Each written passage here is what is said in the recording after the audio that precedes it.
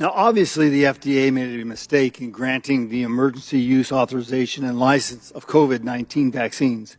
It has been confirmed that the vaccines do not stop transmission. Moreover, 1,635,048 injuries due to COVID-19 vaccines have been reported to the Health and Human Services through the Vaccine Adverse Event Reporting System, including 37,382 deaths. Considering that under 10,300 deaths have been reported due to all other vaccines combined, the harm due to COVID-19 vaccines is absolutely staggering. And not to mention that there is no accountability. Legally, it is impossible to sue COVID-19 vaccine manufacturers for the injuries caused by their products. Just last month, a federal court forced the FDA to retract tweets and statements for its years-long smear campaign against ivermectin as an effective treatment for COVID-19. It seems that the goal of Big Pharma is to get people hooked on for life on their products, whether it be an annual flu or COVID-19 vaccines, perpetual statins or lower cholesterol, beta blockers for high blood pressure, expensive never-ending cancer treatments. Yet all this intervention doesn't seem to yield much fruit. I'm going to follow up on this because this exchange to me was extremely illuminating, because what we have here is the commissioner who's the head of the Food and Drug Administration, and then we get a drive-by spray of propaganda, disinformation, and ideological attacks. So let me try to sort some of this out, and maybe we'll help to illuminate why we have a Food and Drug Administration rather than leaving it to politicians in state legislatures or in Congress to make decisions based on ideological whim. But let's start with ivermectin, which I believe is an animal deworming agent that some people were advocating for use to treat COVID-19. Has this been approved as a form of treatment or a cure for COVID-19? No, it has not, if I may. I should also point out it also has benefit for humans with worms, which is a huge problem in Asia. So it actually won a Nobel Prize because it's an amazing drug both for animals and humans who have worms. And there was a good reason to think it may work in the case of COVID, and that's why, thankfully, the community, including the NIH, did a number of randomized clinical trials. There's just no benefit, and you know, that's true of most things that we try. There's nothing wrong with thinking it might work. It just didn't. Well, what about hydroxychloroquine, which was another thing that was advocated? Basically the same story. There was really exciting preliminary work in the laboratory that said hydroxychloroquine may have activity against COVID, so the randomized trials were done. Unfortunately, no benefit.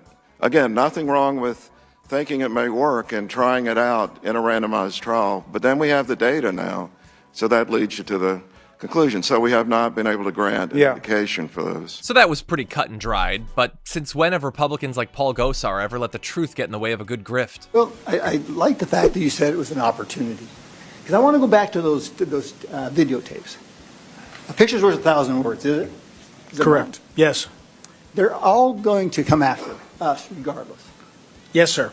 So it seems to me like we ought to be making this big push and maybe turn the tide. And for example, how about a bounty? Make everybody deputies and look in those tapes as to people that are undercover. Antifa. The pipe bomber.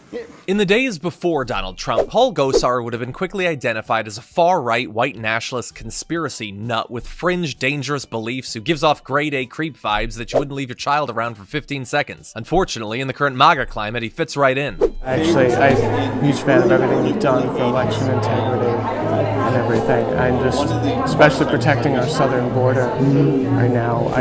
My family's ranch is down in Yuma, and we have illegals on our land a lot. So we've shot at them, and our Second Amendment rights to stand our ground.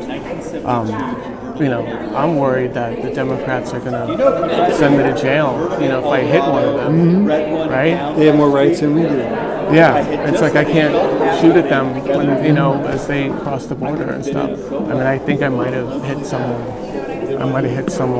and I was distressed about it for a week. Yeah. And so I just thank you for everything You're certainly doing. welcome. You're certainly welcome. Off there and everything. Well, and for election integrity. Say a prayer, because this country needs it. But there's a bunch of people that are ready to go into action. That interaction was a test of decency and humanity, and so obviously Gosar utterly failed, because he's a monster. But lest you think it's maybe like an act, I'll remind you that Gosar's own family kept trying to warn us about how dangerous he actually is. Paul Gosar, the congressman, isn't doing anything to help rural America. Paul's absolutely not working for his district. If they care about health care, they care about their children's health care, they would hold him to account. If they care about jobs, they would hold him to account. If he actually cared about people in rural Arizona, I bet he'd be fighting for Social Security, for better access to health care. I bet he would be researching what is the most insightful water policy to help the environment of Arizona sustain itself and be successful. And he's not listening to you, and he doesn't have your interests at heart. My name is Tim Gosar. David Gosar. Grace Gosar. Joan Gosar. Gaston Gosar. Jennifer Gosar. Paul Gosar is my brother. My brother. And I endorse Dr. Brill. Dr. Brill wholeheartedly endorse Dr. David Brill. Paul Gosar was first elected back in 2010 while still practicing dentistry. And just stop for a second to imagine that ghoul having open access to your unguarded mouth. Anyway, there are a lot of problems with this creep, from the ideological to the practical. So he claims to believe that the Constitution is the cornerstone of our republic, which seems like a bold statement for a man who has made election denial utterly core to his political identity. He also rails against government spending, as so many on the right do, despite in his case spending more taxpayer money on travel than literally anybody else in the House. Between 2016 and 2022, Gosar spent almost $1 million traveling to Florida and Colorado and Texas and even Europe. He took credit for COVID funds that he voted against and continues to deny his ties to white nationalism, despite the fact that he has hired 2 staffers with ties to Nick Fuentes. 2 of them. Also, I'll remind you, he's the troglodyte who posted that anime video of him literally murdering Alexandria Ocasio-Cortez. And when he was asked how race relations could be improved in Arizona, he said we should just stop using the word racism, and that people need to think about what it really means to call someone a racist. Yeah.